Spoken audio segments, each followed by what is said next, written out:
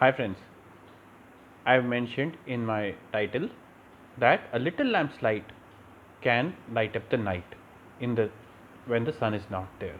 It comes from a translation of a Sanskrit saying, and what I mean is, while there are many spiritual gurus going around in the world today, see the problem is they unknowingly also this has become such a big industry. They are competing with each other that they would never want you to go to other sources of knowledge. They would want you to keep coming back.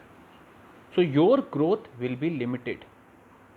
The only way I see it is if people like us interact, engage, share knowledge with each other, okay, like, and suggest us, read this from this guru, know this from another guru, interact. That's why I say little lamps can get together.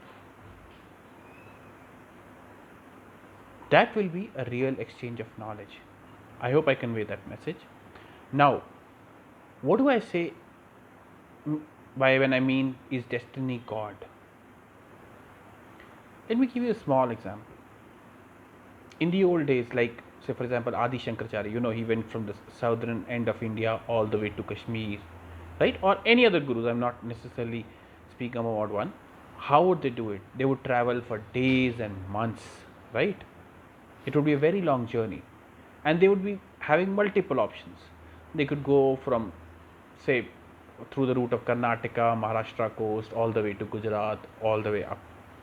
They could cross the Rajasthan desert, or they could go via Vidarbha from all the way to Bhopal and then via Delhi, or they could go from another route, mountains route. Maybe they can touch the mountains in Uttarakhand and go up, right?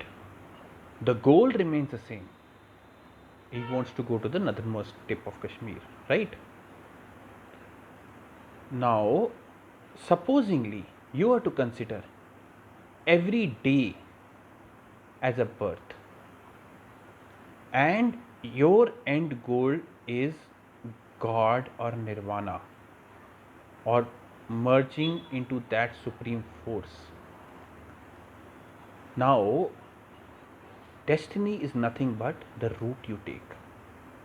All routes are going to lead, and even if you get lost, eventually that magnetic pull will bring you back. Supposing you went all the way to Calcutta, and then somehow somewhere somebody will correct and say, look, you wanted to go to north, you take this route now. So eventually all of us are heading there, okay?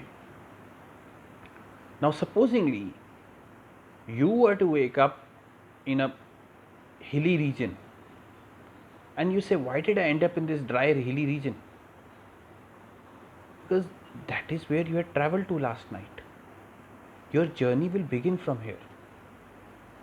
Coincidentally, somebody as of today, maybe near a pond, maybe he gets good food, fresh food, etc. Today you are in an arid dry region, but for all you know, you have chosen a shorter path. Today you can take a different path if the discomfort becomes too much for you, or you can carry on believing that this path may be a faster end to the goal. Okay, now let me explain you how bhakti works.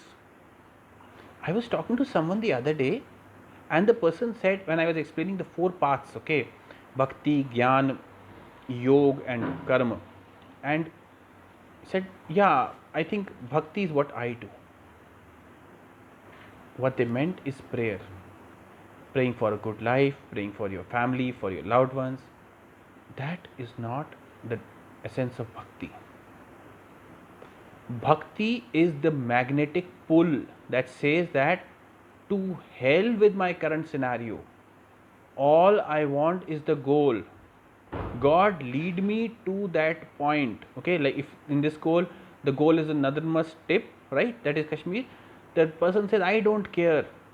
I would rather travel through the desert if it is a shorter route. I would travel through anything to reach you. The present circumstances don't matter. Okay. If I'll tell you an example of Buddha, okay. And when it says when Buddha was meditating and he was going on meditating, in the extreme cold, extreme heat, anything, then somewhere they say that you can call them whatever you call them, the voices in his head or whatever it is. If they came in and said, look, you can be a great saint. He says, I don't care. You can be a great teacher. I don't care. You will have name and fame. I don't care. Eventually they came to, you will get nirvana. And Buddha said, doesn't matter. Everybody is supposed to get nirvana. I now only seek the truth and nothing else. That is bhakti. A lot of people also ask that some gurus have followed brahmacharya, where others have had a family life. So can you have family life and brahmacharya and bhakti? See, the point is, it's a state of mind. If you can have it in you that you shall not deviate from the mega magnet that is calling you, that is the supreme being, then you can. But if this will lead you to getting attached emotionally, the more family you have, the more worldly possessions you have, it will make you get attached, then you're deviating. You're now, as my previous example said, sitting by the pond and enjoying the fresh breeze and not moving on. Nothing wrong with that. You're just going to take a little more time. You've decided to spend this lifetime just enjoying the breeze. But bhakti is you now activating the magnet within you and saying, all I want is to reach to the destination. And the moment your magnet becomes stronger, the more you say, I am only interested in you, God, the magnet will start finding shorter ways for you to reach it. That will automatically simplify your destiny. Will it make your destiny more comfortable? No, that's not what you are asking in bhakti. You are asking for the end. Okay? I hope that clarifies. Finally, I just want to add on, people talk about technology. All I want to say is, technology today empowers people. Imagine saints in earlier times had to go on foot from here to there to gurus who had access to books. Today you have YouTube, you have internet. It's almost like on your foot journey you found a train station or an airport and you could buy a ticket, okay, to your destination. That is Gyan, which is given to you today in a world which is open. Okay, knowledge is at your doorsteps.